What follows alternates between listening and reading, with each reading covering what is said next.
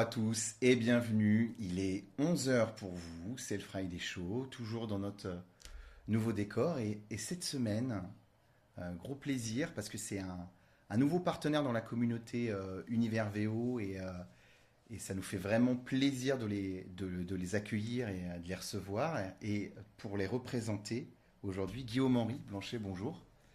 Tu es le directeur général du groupe La Centrale. Bonjour Julien, alors je te confirme que je suis bien directeur général de la centrale. Avec l'actualité de ces derniers temps, ça doit être un sacré boulot, hein, parce que entre les bonnes nouvelles du début d'année, moi c'était début d'année, Ouais, et toute l'activité, le dynamisme qui vous caractérise, ouais. les journées doivent être à la fois trop courtes et très longues en ressenti. Bah exactement. Non mais comme tu le dis, l'actualité est chargée, à la fois par l'impulsion qu'on donne sur ce marché qu'on veut faire bouger, dont on veut faire bouger les codes, mais aussi chargée parce que le marché en lui-même, il est plein d'actualités. Et j'ai un chiffre notamment qui est très récent, depuis le début du conflit en Iran, et depuis Ouais. l'augmentation immédiate des prix à la pompe qu'on a vu, les recherches de véhicules électriques sur la centrale ont bondi de 91%. Ah, donc tu confirmes les tendances annoncées dans les médias, etc. en ce moment. Les gens se disent, bon, il est peut-être temps que je bascule. Alors, je les confirme puisqu'en fait, je suis une des sources qui sont diffusées dans les médias. Mais non seulement je le confirme, et en plus, c'est un plaisir de le commenter. C'est-à-dire que moi, le point le plus marquant là-dedans, c'est de se dire que lorsqu'on touche à la mobilité, les Français y réagissent immédiatement. Euh, Parce qu'en fait, on a besoin de sa solution de mobilité pour vivre, pour se déplacer, pour sa Bien famille, sûr. pour travailler. Lorsque c'est le premier poste de dépense en dehors du logement, lorsqu'en fait on fait son premier plein à 130 ou 140 euros, et ben en fait tout de suite on se pose la question de comment est-ce que je vais pouvoir continuer Mhm. à garder ce rythme parce que j'ai besoin de ma voiture. Et donc je me pose tout de suite la question de est-ce que je change mon usage, est-ce que je change mon énergie, qu'est-ce qui existe à côté. Ce que ça veut dire aussi, je pense, c'est qu'on commence à avoir une perception sur le coût d'utilisation versus le coût d'achat du Mhm. véhicule. Voilà. C'était la petite parenthèse Non, mais elle est très actu et la intéressante petite parce parenthèse qu'elle colle anecdote parfaitement à chiffrée. notre métier. Mais effectivement, elle est chargée en ce moment. Parle-nous du groupe La Centrale, il s'est quand même passé pas mal de choses. Où est-ce qu'on en est et quelles sont les actions portées par La Centrale aujourd'hui, en 2026? Alors, la centrale, c'est une marque qui a 60 ans, qui est ancrée dans le quotidien des Français, associée à l'achat ou le véhicule de voitures d'occasion. C'est vraiment une marque qui est installée dans le paysage, dans nos habitudes. La centrale, alors je vais aller vite quand même sur la fresque historique que je vais faire, mais tu verras d'où je vais en venir après. La centrale, on a commencé avec un journal, des Mhm. petites annonces pour diffuser son annonce. J'ai toute la collection au bureau. Et j'aurais Incroyable. envie de te la montrer. C'est Incroyable. incroyable. C'est incroyable. Il y a vraiment une il page d'histoire il et y a puis de vraiment, l'évolution de il y a, il y de a une, l'annonce et de la. il y a une page d'histoire et tous les amoureux d'automobile et d'automobiles de collection dont je fais partie, Tu le regardes des fois, c'est tu une sais, comme vraie une merveille. encyclopédie en regardant les C'est cours une et les merveille. codes des C'est une véhicules en disant merveille. waouh, la 205 GTI. Exactement. Non, mais exactement. Exactement. Et ensuite, donc, la première bascule, c'était de basculer ce journal vers un média. Vers un média, c'est-à-dire un site internet sur lequel on Mhm. refait la même chose, mais sur internet. Donc, Ok. autrement dit, comment est-ce qu'on prend le virage de l'internet. La deuxième brique, ça a été de transformer ça en une marketplace.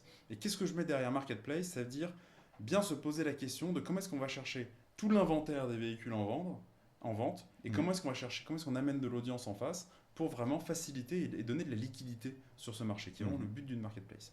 Le troisième virage qui a été pris, c'était de se dire la data. Et la data, c'est le début c'est les années 2010.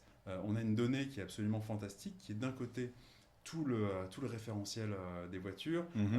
toutes les différentes voitures qu'on voit sur le marché, tout ce qu'il y a à vendre, et d'un autre, toute la demande, c'est-à-dire comment est-ce que se répartissent les demandes des consommateurs sur les différentes marques, les différents modèles, les différentes énergies, les différentes tranches de prix, les différentes régions, etc. etc.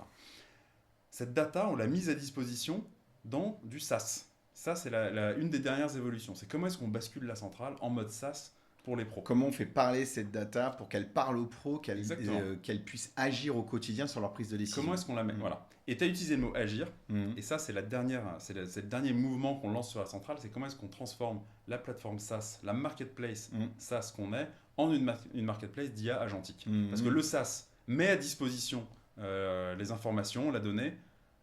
Les agents, ils agissent pour toi. Ils agissent. Et pour toi, c'est toi client, toi professionnel. Ils t'aident à prendre des bonnes décisions. Ils t'aident à aller plus vite dans certaines tâches qu'on arrive à automatiser. Et ils t'aident finalement à te concentrer sur ton cœur de métier, c'est-à-dire recevoir les clients dans les points de vente pour avoir une relation directe avec le client, lui vendre la voiture et lui vendre et l'accompagner dans tous les services qu'on peut lui proposer autour. Donc, toutes les tâches qui ne sont pas à valeur ajoutée humaine deviennent automatisables et non plus chronophages comme par le Absolument. passé.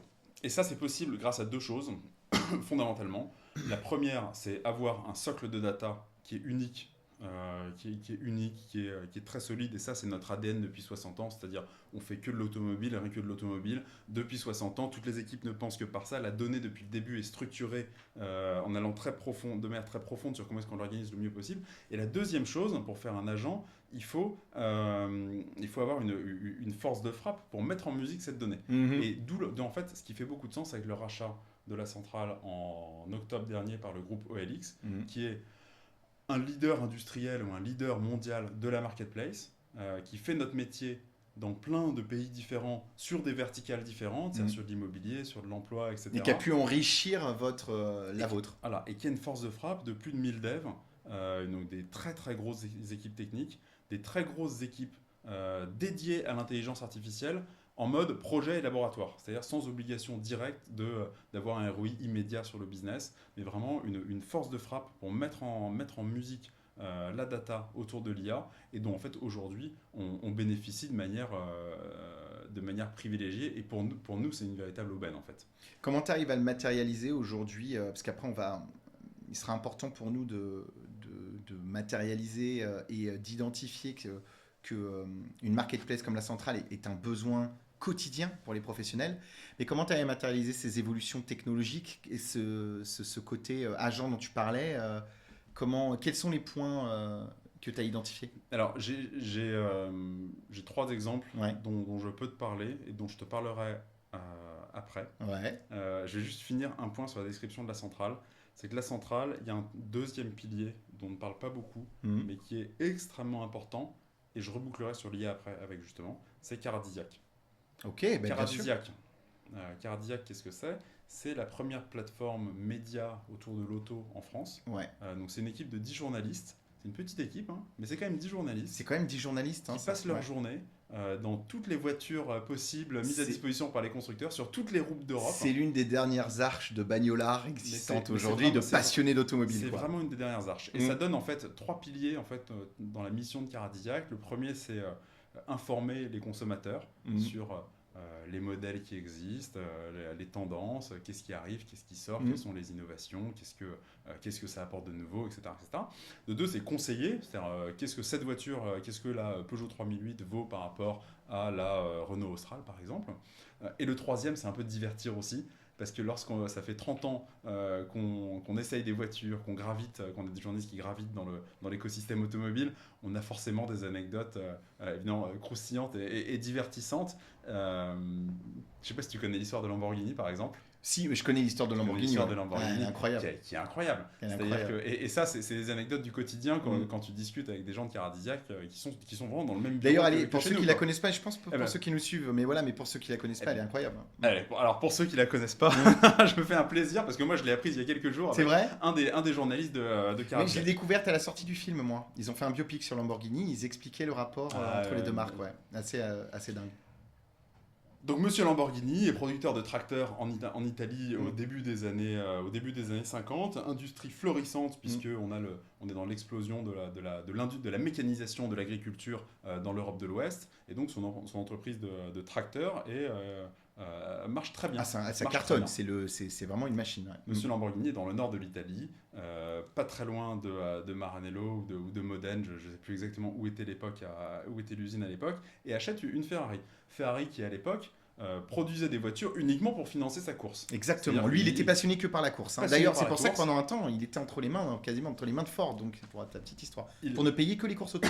Exactement. Payer les courses auto, il réhabillait les châssis avec un carrossier ensuite très connu qui est Pininfarina, et il mettait les voitures à disposition. Bref, Monsieur Lamborghini achète sa Ferrari et casse l'embrayage au bout d'un certain temps. Monsieur Lamborghini est quand même un industriel et un mécanicien et change l'embrayage avec un embrayage, alors on dira agricole, de tracteur, enfin bref, avec sa sauce. Mais au moins il tient. Ça fonctionne et il tient. il va voir Monsieur Ferrari en disant bon voilà, on est un peu dans le même bateau, tous les deux producteurs, c'est un retour client que je te fais, voilà. Moi j'ai mis cet embrayage et je pense que ça marche peut-être un peu mieux que le tien. Exactement. Et Monsieur Ferrari a une réaction qui est la sienne et caractéristique du personnage, qui est de dire bah, écoute, toi c'est normal, tu construis des tracteurs et tu conduis des tracteurs, moi je construis des voitures de course et je conduis des voitures de course. Donc c'est sûr que si tu conduis ma voiture comme tu conduis ton tracteur, on va avoir un gros problème. Donc bonne chance avec tes tracteurs et laisse les voitures. Bonne chance avec tes tracteurs, chacun fait son truc, laisse les pros laisse les orfèvres faire de l'orfèvrerie. Et bah piqué au vif. Il se lance lui aussi dans la voiture, dans la production. Il rentre et il dit allez, on va faire mieux que Ferrari. Exactement. Incroyable. C'est grâce à Carrera, je la connais. C'est des bouleversements industriels parce qu'aujourd'hui Lamborghini n'est plus connu pour ses tracteurs, mais si on en revoit quelquefois, tu sais, sur les rétromobiles, les trucs, et tout, on voit des beaux tracteurs Lamborghini, mais on connaît du coup la marque auto. Donc Enzo Ferrari qui a bouleversé le monde de la supercar et de l'hypercar par la suite, pas lui mais les équipes de Ferrari ont aussi bouleversé ce marché en créant son Nemesis. Et donc pourquoi Caradisiac ? Je pense que c'est pour reboucler sur globalement la centrale, qu'est-ce que c'est ? La centrale c'est un asset, il y a un asset data qui est vraiment très fort parce qu'on fait que de l'auto, rien que de l'auto depuis longtemps, et il y a un asset contenu. Et cet asset contenu en fait, aujourd'hui, où se pose la question, où tu me poseras sûrement la question de est-ce que l'intelligence artificielle est un risque ou une opportunité pour la centrale ? En fait, quand tu as ces deux choses, c'est une opportunité qui est absolument fantastique. En termes de trafic, si tu prends des LLM, donc la partie conversationnelle, GPT, Gemini, Claude, etc., comment est-ce qu'il va répondre à la question d'un utilisateur sur une voiture ? Il va répondre de deux manières. Il veut trouver le plus facilement possible l'endroit où il va avoir tout l'inventaire possible des voitures, et l'inventaire décrit de la même manière. C'est-à-dire chacun appelle la finition allure chez Peugeot de la même manière, Mercedes-Benz c'est écrit partout avec un tiret, etc., etc. Donc un inventaire et une taxonomie d'un côté, et ça permet d'avoir directement l'accès à toute la réponse lorsqu'on dit cherche-moi une voiture familiale, etc., etc. Et de l'autre, il va essayer d'assesser la pertinence quand même de cet inventaire. C'est-à-dire, est-ce que je peux faire confiance ? Et ça, on appelle ça l'autorité de domaine. Et l'autorité de domaine, elle se mesure, je pense, de deux manières. D'une manière, on va prendre des proxys comme la note Google, les avis des utilisateurs sur Internet, etc., etc. Et de l'autre, on va aussi regarder la pertinence du contenu. Et la pertinence du contenu, aujourd'hui, nous, c'est chez Caradisiac qu'elle est. C'est pas le socle, c'est Caradisiac. Caradisiac, ça fait 20 ans qu'on écrit des articles de grande qualité, des vidéos de grande qualité, très profondes, très poussées, avec des véritables experts qui produisent du contenu et qui en fait font de cette combinaison de la donnée et du contenu un véritable pilier, une véritable force pour aborder. Ce qui va vous différencier de certains, c'est que vous n'allez pas apporter que de l'annonce et du stock visible, vous allez apporter une cohérence avec aider le consommateur dans le choix. Exactement. Et dans l'accompagnement de la prise de décision. Et tu touches un point très précis qui est que la vision qu'on a en fait des LLM, c'est que ça va capturer une partie un peu plus importante ce qu'on appelle vraiment du haut de funnel, c'est-à-dire le tout début d'intention. Et le tout début d'intention, pour nous, évidemment, c'est hyper important d'être présent dessus. Et en fait, c'est une opportunité d'être présent grâce au contenu, puisque le haut de funnel, en fait, concrètement, qui se sait, c'est j'ai 2 enfants, j'ai un budget de temps, je voudrais une voiture, je fais X kilomètres par an, etc., etc. Je cherche ça comme voiture. Avant d'arriver à une recommandation, et peut-être là d'aller chercher sur les plateformes ce que je voudrais acheter. Donc le fait d'être présent dès le début du parcours grâce au contenu, nous on pense que c'est une vraie force parce que ça va vraiment dans la direction du changement qui est en train de se prendre. Et donc, ce que toi tu voyais par ricochet de tout ça, toutes ces informations que vous récupérez, toutes ces informations que vous traitez aujourd'hui, on parlait tout à l'heure de 3 points importants identifiés pour les professionnels. Lesquels sont-ils ?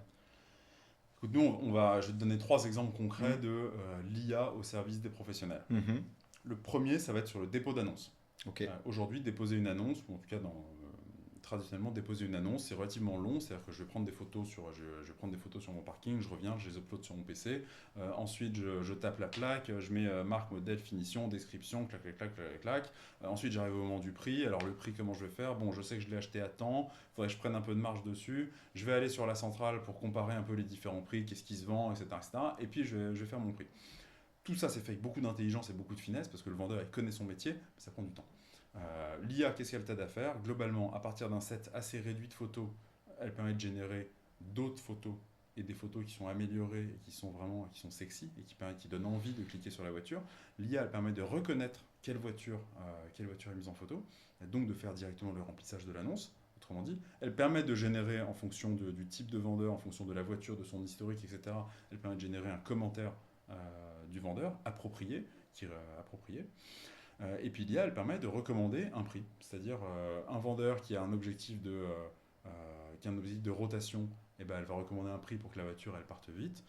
Un vendeur qui a un objectif de marge sur une voiture parce qu'il sait que cette voiture, il va la vendre, il y a la demande et donc il peut se permettre d'être un peu demandeur sur la marge, elle va lui faire une stratégie, une recommandation de prix en tenant compte de cette stratégie. Donc, pour le dépôt d'annonce, moi je pense qu'il y a un vrai bouleversement et nous c'est une démission qu'on s'est donnée pour les 12 prochains mois. Ouais, non, mais c'est un moment clé, c'est vraiment un moment charnière. Et la qualité de l'information, la qualité de la visibilité du produit énormément dans le deuxième temps de prise de décision. Parce qu'il y a comment je récupère l'information, comment on répond à mon besoin, le besoin que j'ai identifié. Et après, c'est ce que je vais voir, c'est ce que je vais commencer à toucher.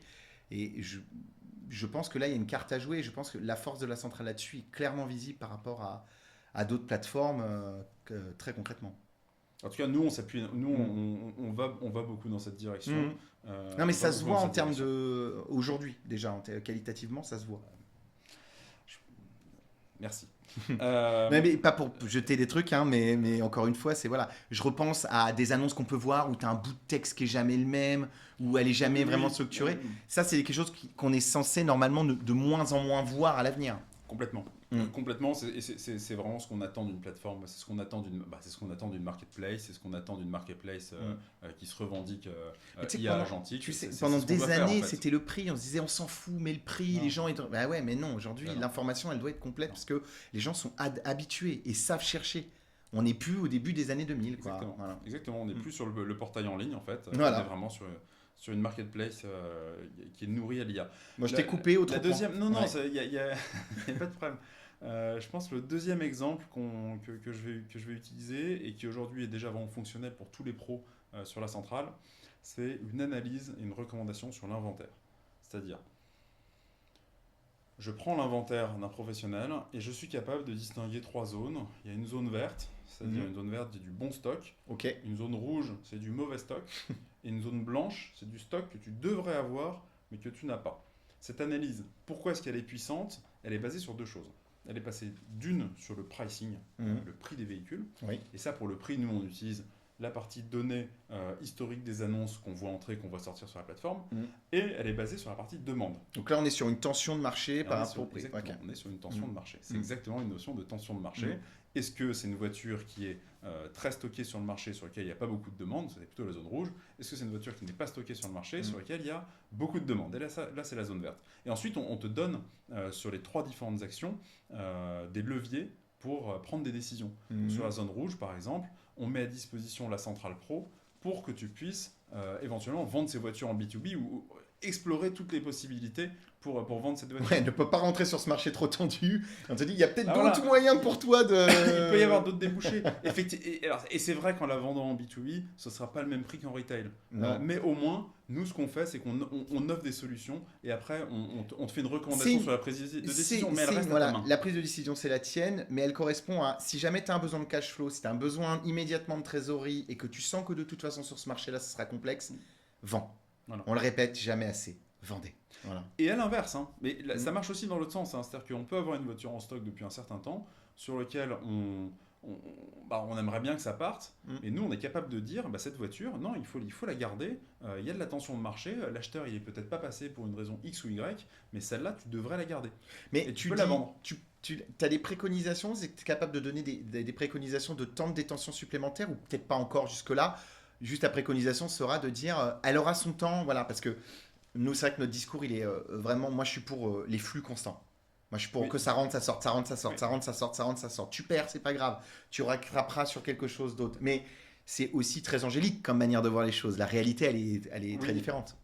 En fait, je pense que la réalité, elle est un peu entre les deux. La réalité, elle est un peu entre les deux parce que, évidemment, c'est un vieux pieux d'avoir toujours des flux constants. Ensuite, on est soumis quand même à une réalité de marché et voilà, une capacité.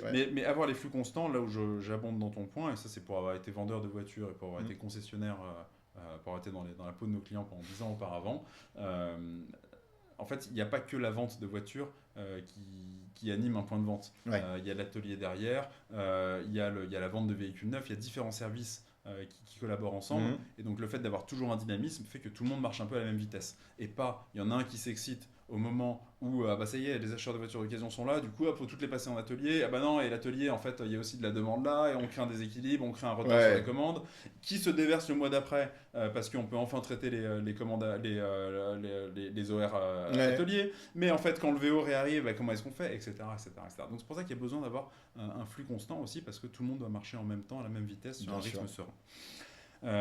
Donc ça c'est le deuxième axe je pense qui existe qui est autour de la recommandation d'inventaire et le troisième c'est autour de la qualification et du traitement des appels.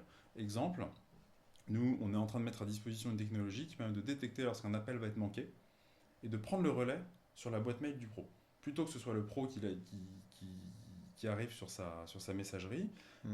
C'est une IA qui prend le relais et qui dit bonjour, pour quelle voiture appelez-vous, qui pose quelques questions sur est-ce que vous avez une reprise, un financement, etc. Et quand est-ce que vous voudriez voir la voiture. Une IA conversationnelle qui permet de ne pas passer à travers les appels, qui permet de concrétiser des rendez-vous. Qui concrétise, qui qualifie les rendez-vous et qui retranscrit tout ce discours en un email qui est envoyé à la personne titulaire avec le numéro de téléphone, pour la voiture pour laquelle il l'achetait, etc. Ça, les pros pour l'instant qui ont ce service chez nous, ils adorent. Mais c'est sûr. Voilà. Le nombre d'appels où on passe à la trappe, etc., c'est énorme. Et parfois, on n'a pas le temps, on est occupé. Ça permet de gérer aussi pour les plus petites équipes. Ça permet d'être constamment efficient, en fait. Et je pense c'est l'enjeu au vu du besoin de demande aujourd'hui. Du besoin de ne pas passer à côté de la demande. Tu peux de moins en moins faire fi de ce genre de technologie. Non, mais complètement. Et nous, on a une stat globale sur la plateforme qui est qu'un appel sur 3 n'est ni décroché ni rappelé.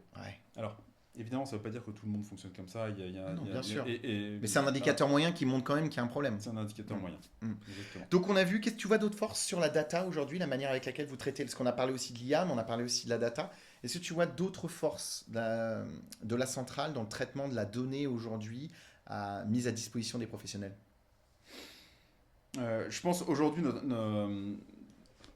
je pense qu'il y a un dernier point vraiment important sur la donnée, c'est que nous, cette donnée, elle fait partie, c'est la donnée des professionnels qu'on récupère quelque part, en fait, lorsqu'on récupère les annonces. C'est notre donnée, puisque c'est aussi notre audience qui vient, mais on la restitue, en fait, et on la met à disposition gratuitement des professionnels. Et c'est le fait, notre force, en fait, quelque part, c'est de réussir à bien l'agglomérer, à bien l'uniformiser dans le traitement, et pouvoir restituer à chacun ce que peut-être que tout seul, avec juste son inventaire, il ne pourrait pas lire vraiment sur les tendances de marché. On a vraiment besoin de ça. De toute façon, la lisibilité de la donnée, nous, on a longtemps parlé de smart data, mais c'est la lisibilité de la donnée, en fait, parce que aujourd'hui, on a tous compris qu'il fallait la récupérer, tous compris qu'il fallait la traiter intelligemment, qu'il fallait la mettre dans les bons rayons, parce que sinon, elle est imbitable. Mais aujourd'hui, la lire, c'est aussi un art. Ça devient un dashboard n'a jamais pris autant de sens que sur ces dernières années. Avant, on avait besoin de 3-4 indicateurs et on se disait, ça me suffit, moi, j'ai pas besoin de plus. Aujourd'hui, avoir un dashboard efficient, c'est compliqué. C'est un art. Et moi, j'ai quand même un programme, quelqu'un qui nous travaille à notre échelle. Absolument, et surtout dans un contexte où en fait, si on regarde il y a 15 ou il y a 20 ans, celui qui avait un dashboard et qui exploitait un peu sa donnée, il était un peu seul à le faire. Oh oui. Et le fait d'avoir 3 indicateurs était déjà un énorme avantage compétitif. Il était tellement bon. Aujourd'hui, c'est la norme. C'est la norme. Donc, en fait, ta donnée, il faut qu'elle soit bien structurée. T'as le dashboard par défaut et après tu dis, ouais, et moi il me faut ça. Parce que les autres, ton voisin, il le fait aussi. Et il a le même. Donc il faut le faire, il faut le faire avec le même niveau de professionnalisme. Exactement. D'intelligence. Et pour l'IA, du coup, quels sont pour toi, en complément de ce qui a déjà été évoqué, l'IA, les nouvelles technologies, qu'est-ce qu'elles vont apporter aux distributeurs auto aujourd'hui déjà, parce que c'est déjà là, et demain? Écoute, nous notre vision, et je pense que la route, elle est vraiment claire pour la centrale, c'est de faire grossir le business de nos clients. C'est de le faire grossir. Et je pense que là-dessus, il y a 3 axes qui permettent d'augmenter leur business. Le premier, c'est comment est-ce qu'on gagne du temps. Ouais. Comment est-ce qu'on gagne du temps? Et ça, c'est l'exemple parfait du dépôt d'annonces, de la gestion du stock. Plutôt que d'aller passer en revue toutes mes annonces, et ben, je te dis, tiens, là, il manque 5 photos. Là, le prix est peut-être, en tout cas, le prix ne correspond pas à la stratégie que tu as. Et après, tu prends la décision que tu veux sur le prix. C'est pas moi qui vais te dire ce que tu dois faire sur le prix. Mais il y a vraiment on peut travailler sur le gain de temps pour que le. Oui, accélérer la prise de décision, et on en parlait d'action. Il faut agir. Voilà. Ouais, exactement. C'est les tâches inutiles, la prise de décision et l'action, parce que je pense qu'il n'y a rien de plus dur que d'entendre des professionnels qui passent beaucoup trop de temps à faire du process, traiter leurs mails, etc., plutôt qu'en fait de recevoir des clients, d'appeler des clients, d'être en fait en contact avec leur clientèle pour vendre leur inventaire. Le deuxième, je pense, c'est de gagner de l'argent.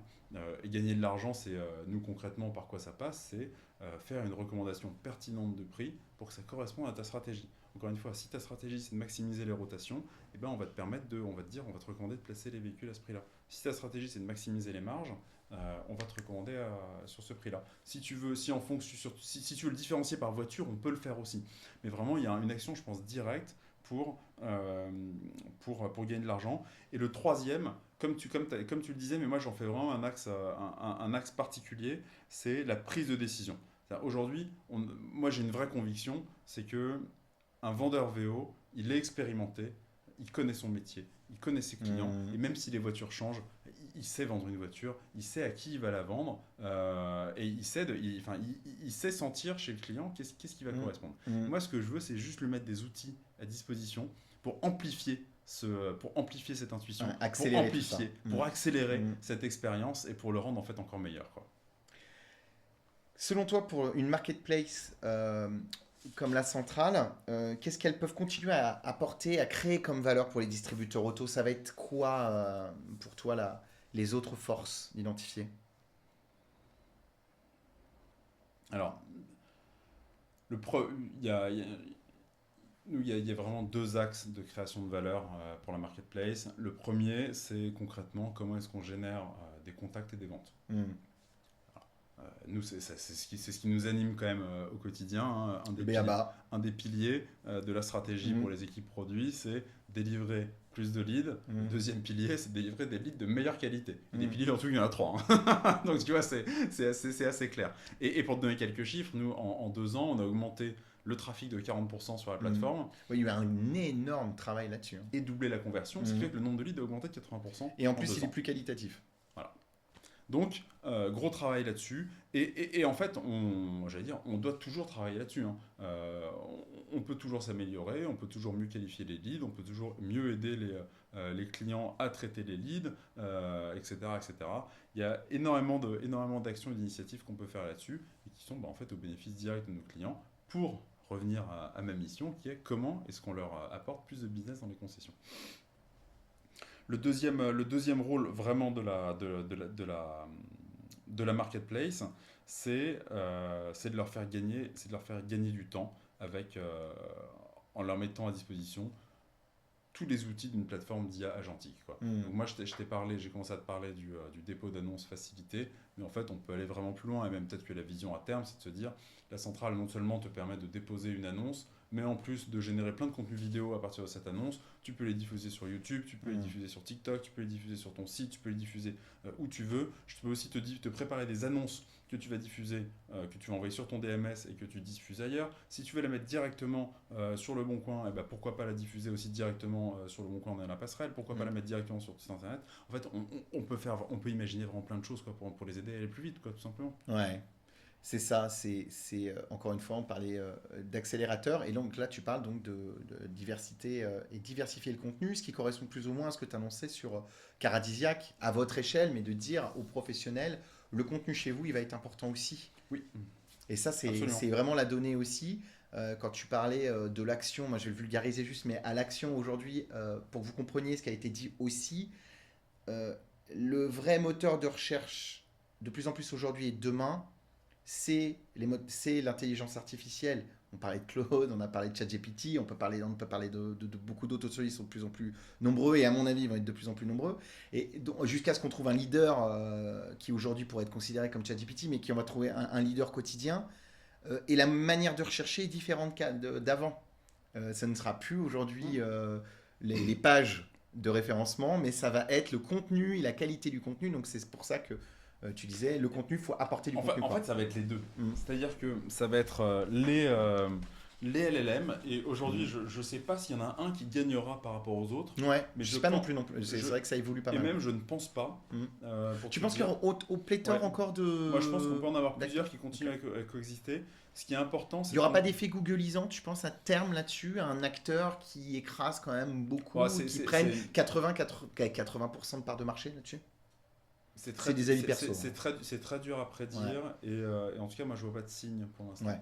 En revanche, ce qui est clair, c'est qu'ils ont tous la même analyse du contenu pour répondre à une question. Son objectif, c'est de fournir la réponse la plus pertinente à un utilisateur en consommant le moins de ressources possible chez lui. Bien sûr. Et donc de se tourner tout de suite sur le portail qui répond à ces questions et sur lesquelles en qui il peut avoir confiance. Ensuite, la page Google, elle va continuer à exister. Je pense qu'elle va continuer, enfin j'ai la certitude qu'elle va continuer à exister, c'est juste qu'elle va générer peut-être un peu moins de trafic. Bien sûr. Ce qu'on observe aussi, c'est que Google, la page Google en 12 mois, a beaucoup plus changé qu'elle n'a changé en 20 ans. C'est vrai qu'il y a eu c'est une vrai, hein. accélération. Il y a eu une C'est vrai. accélération. C'est-à-dire qu'on a notamment pour l'automobile, on a la brique Google Shopping qui est apparue pour l'auto, qui s'appelle Google Vehicle Ads. Ensuite, on a dans les autres pays à part la France, on a Google AI Overview qui répond, qui fait une pré-réponse avec de l'IA sur la problématique. Aujourd'hui, en France, on a des réponses type en relation avec la requête. Bref, tout ça pour dire, le lien sponsorisé, il arrive plus bas. Et alors, le premier résultat SEO, il arrive maintenant après un scroll. Donc, ça veut dire que la position qu'on a sur le SEO, elle n'est pas pareille que celle qu'on avait auparavant. Là où on pouvait se permettre d'être en première page au préalable sur Google, en fait aujourd'hui il faut être en première position en termes de SEO si on veut continuer à remonter. Donc c'est tout le travail que vous allez apporter à travers les marketplaces, c'est vous et débarrasser de ça et vous accentuer, vous accélérez Mais c'est les deux. En fait c'est les deux, c'est-à-dire que la stratégie... Vous optimisez la visibilité. Exactement, quoi. En fait sur une stratégie de contenu qui est très bien faite, elle te permet à la fois d'adresser du très haut de funnel et qui va orienter pour moi principalement les LLM, et ensuite d'adresser du mid-funnel qui là va alimenter une stratégie SEO. Très clair. Bon, bah écoute, il me reste à te remercier. On a passé 30 belles minutes ensemble. C'est passé très vite. Là, j'ai pas vu le temps passer. Pareil. Merci à tous de nous avoir suivis. Encore une fois, Guillaume Henry, merci pour ton temps et ta disponibilité. C'était un plaisir. Merci Julien. C'est un honneur d'être invité. Oh, c'est gentil. Et on se retrouve très bientôt sur le Friday Show et la plateforme Univers VO. À très bientôt.